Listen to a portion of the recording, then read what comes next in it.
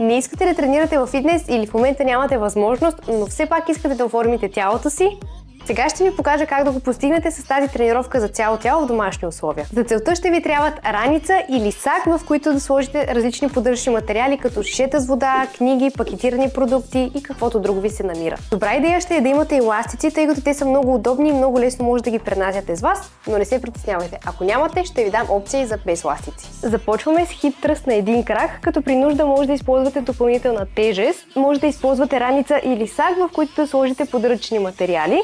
Друга опция е да използвате ластик по този начин или комбинация от ластик плюс тежест. Изпълнявайте го от 10 до 15 повторения, след което почивате и преминавате към другия крак и между другото, ако се хлъзгате, може да се събудете боси или да добавите чехли, по този начин не би трябвало да се хлъзгате. И преминете към лицеви опори, изпълнявайте между 10 и 15 повторения и изберете една от вариациите, които в момента виждате на екрана според вашето ниво. След като направите един такъв кръг от тези две упражнения, които ви показах, ви повтаряте още два пъти, за да станат общо 3 кръга. А когато завършите трите серии от този кръг, преминавате към следващата двойка упражнения, които са следните. Напади назад за държане, първо правите с единия крак, почивате 30 секунди и след това преминавате към втория крак. За допълнителна тежест може да използвате отново раница или сак, както и ластици, както и комбинация от двете. А след като направите с втория крак, почивате отново 30 секунди и преминавате към хоризонтално придърпване на ластик. А ако не разполагате с ластици, може да правите хоризонтални набирания на маса по този начин. И последна опция – гребане с раница или сак. След като завършите серията от дърпащото упражнение, почивате отново 30 секунди, след което повтаряте този кръг още два пъти, за да станат общо 3 пъти. Когато сте готови с този кръг от упражнения, преминавате към последния кръг, който се състои от 4 упражнения. Първото упражнение е повдигане на ръце в страни. Може да го изпълнявате с ластик, шишета с вода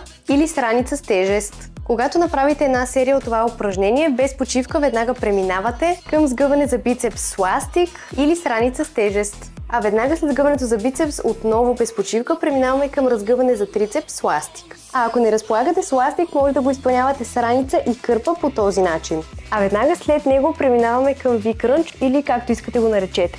След упражнението за корем почивате 60 секунди и повтаряте 4 упражнения, докато не станат общо 3 кръга.